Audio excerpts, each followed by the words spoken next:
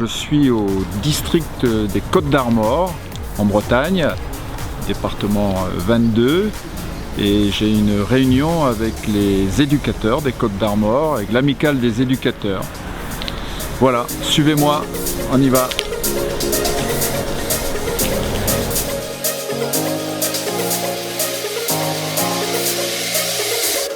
L'objectif de la soirée, c'est d'abord un échange avec les éducateurs des Côtes-d'Armor.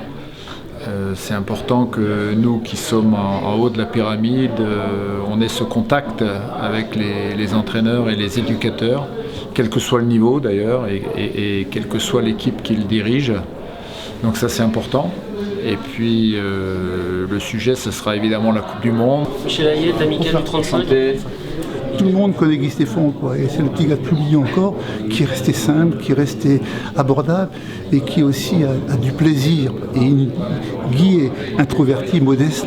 J'entendais Guingamp, j'étais au match samedi, beaucoup parlaient de la vue de Guy Stéphane lundi, quoi. C'est encore quelqu'un qui a tellement marqué et qui continue puisque on le suit au plus haut niveau, que sa venue c'est quelque chose qui ravit tout le monde.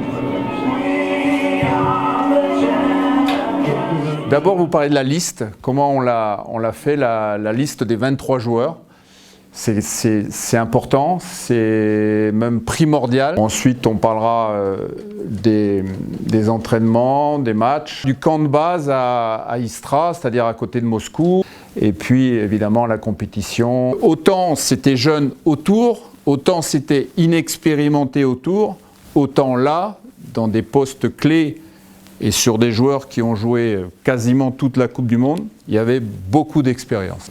Alors là, il y avait un problème tactique à résoudre, c'est la présence de Messi évidemment. Il se trouve qu'il a joué plutôt dans cette zone-là avant-centre, mais il a également beaucoup dézonné. Il y a Kanté qui joue habituellement côté droit ici, il est passé côté gauche. Donc il a joué dans cette zone-là et l'objectif, par rapport à Messi, sans oublier de jouer bien entendu, mais sur le plan défensif, c'était de couper les trajectoires, couper les lignes de passe entre en particulier Mascherano et lui. Pour moi, c'est le match probablement le plus abouti de la compétition. En tout cas, c'est le match qui a donné une confiance énorme aux joueurs, au staff aussi. Et je ne sais pas si vous vous rappelez des images, mais il y a Griezmann qui prend sa course d'élan, qui s'arrête et qui repart.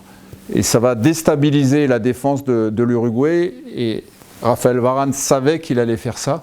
Et donc c'est à ce moment-là qu'il a profité. Et ça se joue à peu de choses, hein. Il prend un petit peu d'avance et puis il met le coup de tête et ça suffit pour qu'elle aille au fond. C'est aussi ce qui a été notre force pendant cette Coupe du Monde, c'est d'avoir un bloc très costaud, un bloc qui savait coulisser, un bloc qui faisait peu de fautes. Et ce qui a fait notre force, évidemment, c'est la transition rapide vers l'avant. On l'a vu contre l'Argentine. On le verra aussi pour la finale. Je trouve qu'on a été l'équipe la plus, peut-être pas la plus brillante, mais la plus régulière. Et n'oublions pas qu'on a marqué 14 buts, ce qui est beaucoup. On a pris vraiment beaucoup de plaisir à l'écouter. L'auditoire était particulièrement attentif et a posé aussi beaucoup de questions tout à fait pertinentes d'ailleurs. Et c'était vraiment pour l'ensemble de nos adhérents une très belle soirée. Je retiens une grande qualité dans son intervention, dans la prestation qu'il a pu faire. On voit aussi un personnage passionné du football. Ça a été super riche.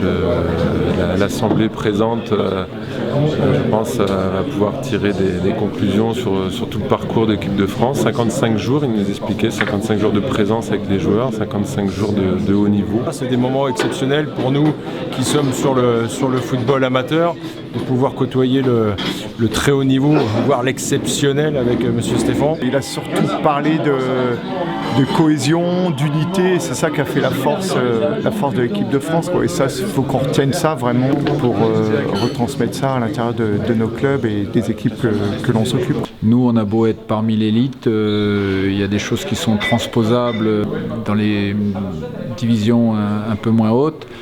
Et je pense que c'était aussi un moment agréable pour eux. On était entre sportifs et il y a eu des échanges que j'ai trouvés très, très pertinents. C'était une très belle soirée qui, je sais, a été unanimement appréciée.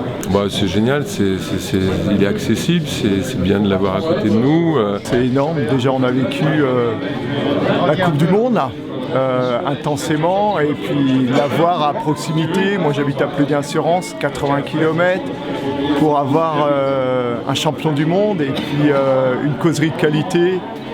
Vraiment, c'était vraiment top. C'est 2 étoiles sur le maillot, mais c'est plein d'étoiles dans les yeux et plein d'étoiles dans la tête. Ouais.